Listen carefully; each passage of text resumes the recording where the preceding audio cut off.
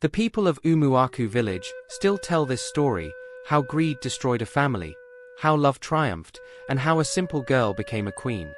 It all started like this. Nana was a beautiful and hard-working girl who lived with her mother and her late father's younger sister, Maman Ngozi.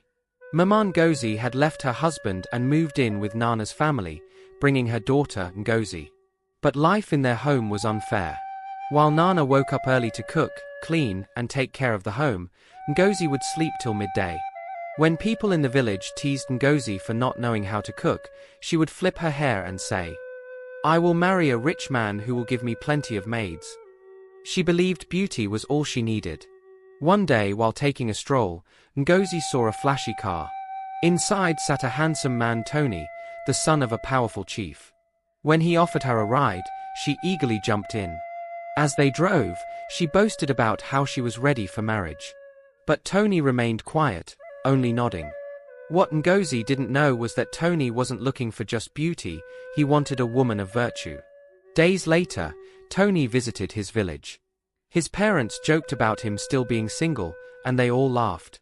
He then escorted his mother to a tailor to fix her clothes.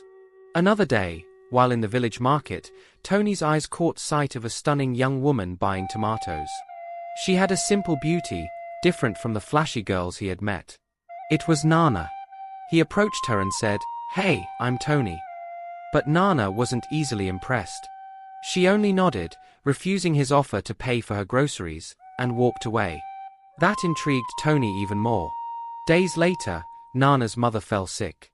As they waited for a taxi to take them to the hospital, a black SUV drove past, then suddenly reversed. It was Tony. He recognized Nana's mother immediately. She was the same tailor his mother had visited.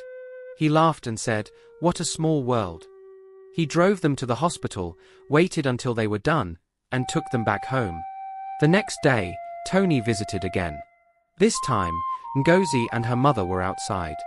Excited, Ngozi ran to him and hugged him. "My love. You didn't tell me you were coming. I would have worn makeup. And look so good for you." Tony was confused. Soon, Nana and her mother came out, and Tony took them to the hospital. Jealousy burned in Ngozi's heart.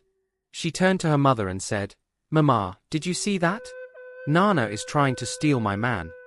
Maman Ngozi scoffed. "She can't. What does she have? You are far more beautiful, my child." But deep inside, Ngozi was worried. A few days later, Nana was sitting outside, smiling to herself.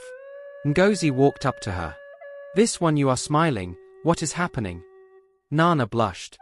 "I'm in love, Ngozi. And I'm about to get married."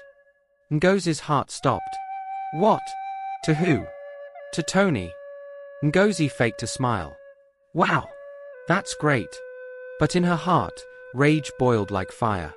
She ran to her mother, and they both decided to stop the wedding at all costs.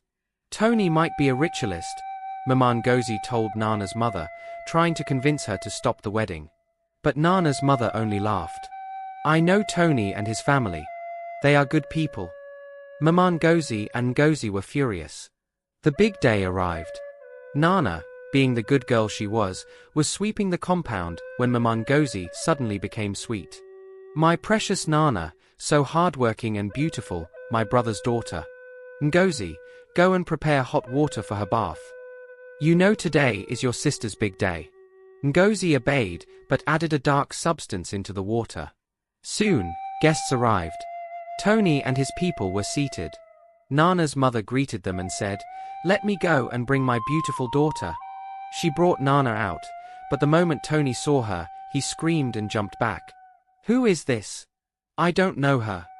The crowd gasped. In the corner, Ngozi and her mother exchanged evil smiles. The charm had worked. When the guests left, Nana broke down in tears.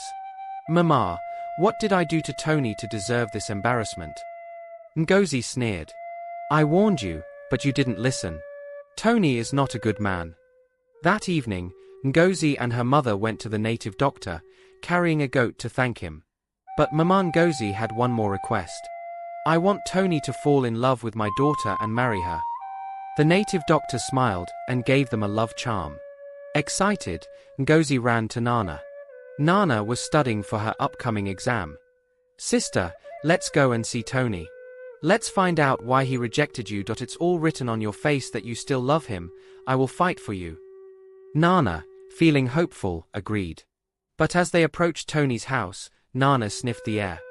Ngozi, are you perceiving something? It's coming from you. Ngozi denied it.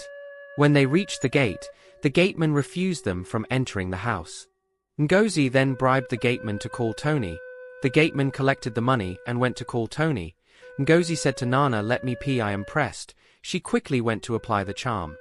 Just as she finished applying it and turned, a madman appeared. She said to him, get out from my front. Baby, I love you. The madman said, chasing her down the street. Ngozi screamed and ran, but the madman ran after her. Nana watched in shock. Ngozi locked herself in her house, but the madman sat outside, waiting for her. And kept on screaming, baby, I love you. Mama Ngozi rushed to the native doctor.